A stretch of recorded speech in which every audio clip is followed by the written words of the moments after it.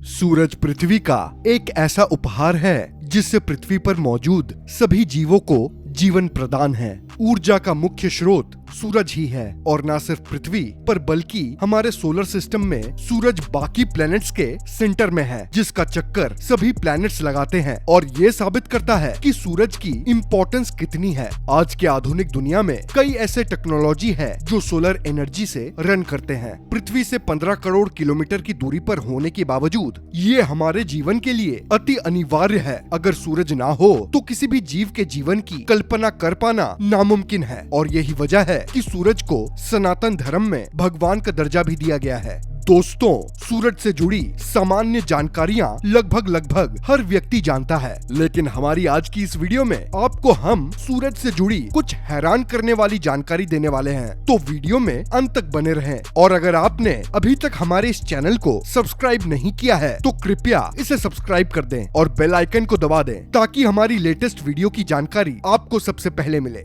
दोस्तों, सूरज आकार में इतना विशाल है कि इसमें हमारे पृथ्वी जैसे 13 लाख प्लैनेट्स समा जाएं। सूरज से हमेशा करोड़ों परमाणु और हाइड्रोजन बम जितनी एनर्जी अंतरिक्ष में बाहर निकलती रहती है, जो इसके कोर के अंदर रिएक्शन की वजह से निकलती है। दोस्तों, केवल इसके कोर का तापमान ही करोड़ों डिग्री सेल्सियस तक चला जाता है। इससे आप अंदाजा लगा सकते हैं कि पृथ्वी से 15 करोड़ किलोमीटर की दूरी पर स्थित होने के कारण अगर ये पृथ्वी पर जीवन का जरिया है तो इसके नजदीक जाना तबाही का सबब भी हो सकता है। और ऐसा है भी। सूरज के नजदीक होने का नुकसान मरकरी और वीनस झेल रहे हैं। इन दो प्लैनेट्स के टेम्परेचर की बात करें तो सूरज के नजदीक होने के कारण यहाँ का टेम्परेचर तकरीबन 400 डिग्री सेल्सियस से भी ज्यादा है। यहाँ तक कि हमारे पड़ोसी प्लैनेट मार्स के विनाश का कारण भी वैज्ञानिकों के अनुसार सूरज ही है, क्योंकि मार्स के पास हमारी पृथ्वी जैसा कोई मैग्नेटिक फील्ड नहीं है। जी हाँ दोस्तों, हमें ये लगता है कि पृथ्वी पर हम सूरज की तबाही लाने वाले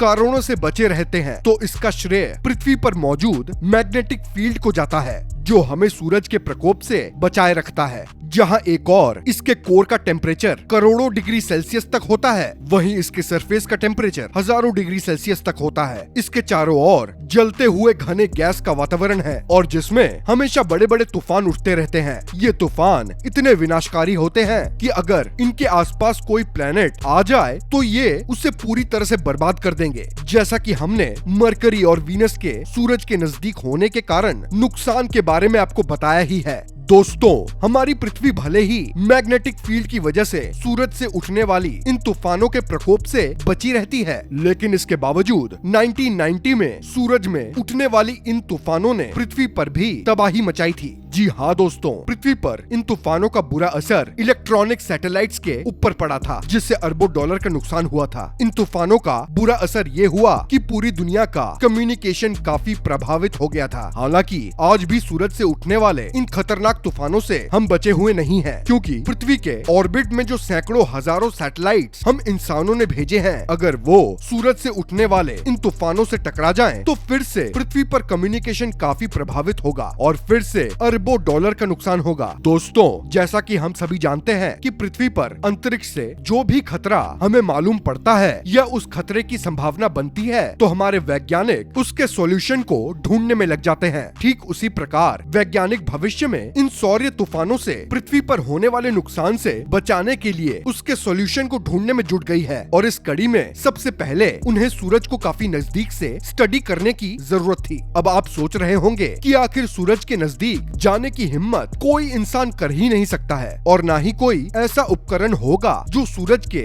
नजदीक जा सके। लेकिन दोस्तों, साल 2018 में नासा ने एक ऐसा स्पेसक्राफ्ट बनाया जो सूरज के काफी नजदीक जा सकता है और उस स्पेसक्राफ्ट का नाम पार्कर सोलर प्रोब है, जिसे 2018 में सूरज की ओर लॉन्च किया गया। इस स्पेसक्राफ्ट में कई कैमरे और आधुनिक उपकरण लगाए गए हैं, जिससे ये हमें सूरज के नजदीक की नई जानकारियां हमें भेजता रहता है। इस स्पेसक्राफ्ट का काम ही सूरज से ज्यादा नजदीक जाकर उसके तूफानों पर रिसर्च करना है। इसके कैमरे द्वारा सूर्य तूफानों को रिकॉर्ड भी किया गया। दोस्तों, इन तूफानों को पहले हम पृथ्वी के पोल पर ऑरोरा के रूप में देख सकते थे, लेकिन अब सोलर प्रोब की मदद से उसे न सिर्फ रिकॉर्ड किया जा सकता है बल्कि वहाँ होने वाली कुछ आवाजों को भी सुना जा सकता है। जी हाँ दोस्तों, जब सोलर प्रोब सूरज के नजदीक गया तो उसने अलग अलग तरह की 6 ऑडियोज रिकॉर्ड की, जिसने वैज्ञानिकों को हैरान कर दिया। तो आइए सोलर प्रोब द्वारा रिकॉर्ड की गई उन ऑडियोज को सुने। ऑडियो सुनने से पहले आपको ये बता देना चाहता हूँ कि वैसे तो अंतरिक्ष में किसी भी तरह की कोई साउंड ट्रेवल नहीं करती, लेकिन इन ऑडियोज को नासा द्वारा उस डाटा को प्रयोग करके बनाया गया है, जिसे पार्कर सोलर प्रोब ने सूरज के नजदीक जाकर गैसेस और पार्टिकल्स के दबाव और मैग्नेटिक फील्ड में बदलाव होने से बनाया है। ये ठीक उसी प्रकार है जैसे कि हम पृथ्वी पर मैग्नेटिक फील्ड और दबाव से होने वाले परिवर्तन के चलते स्पीकर और हेडफोन्स की मदद से आवाजों को सुन पाते हैं। तो चलिए शुरू करते हैं। ये रही पहली ऑडियो। अभी अभी आपने जो ऑडियो सुना वो सूरज के वातावरण में पार्कर सोलर प्रोब के एंटर होने के दौरान प्लाज्मा और इलेक्ट्रॉनिक पार्टिकल्स के दबाव में होने वाले परिवर्तन को रिकॉर्ड करके बनाया गया है। इसके अलावा स्क्रीन पर आप जो वीडियो देख रहे हैं, सूरज से निकलने वाले पार्टिकल्स को काफी तेजी से बाहर आते हुए देख सकते हैं। वैज्ञानिकों के अनुसार इस ऑडियो में जो आवाज हो रही है वो सूरज के वातावरण में मौजूद गैसेस के दबाव में तेजी से होने वाले परिवर्तन की वजह से हो रहा है। आइए अब सुनते हैं दूसरे ऑडियो को।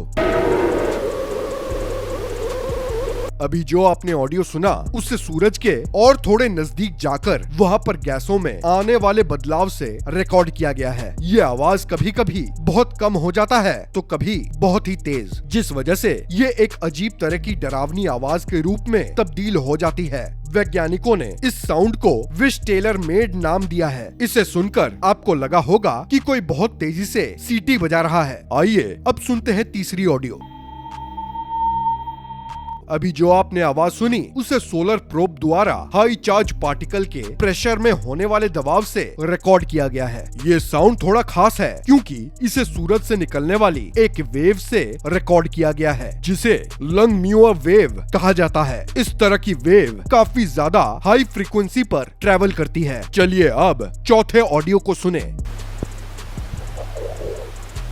अभी जो आपने ऑडियो सुनी वो सौर्य तूफानों की एक खास तरह के डिप्रेशन वेव से पैदा हुई है। ये वेव सूर्य से काफी करीब पैदा होती है और यही वो डिप्रेशन वेव है जो पृथ्वी पर पहुंचने के बाद इलेक्ट्रॉनिक सामानों को नुकसान पहुंचाते हैं। अभी जो आपने ऑडियो सुनी वो सौर्य तूफान और सूरज के मैग्नेटिक फील्ड में होने वाले एक बदलाव दोनों से ही मिलकर बनी है। वैज्ञानिकों के अनुसार इस आवाज और डाटा की मदद से सूरज पर चलने वाले सौर्य तूफानों के समय अंतराल को समझा जा सकता है। यानी कि इस डाटा की मदद से हमें भविष्य में सूरज पर चलने वाले तूफानों की जानकारी पहले से मालूम हो जाएगी, ताकि हम ये पता कर पाएंगे कि ये तूफान कब और कितनी तेजी से आएगा।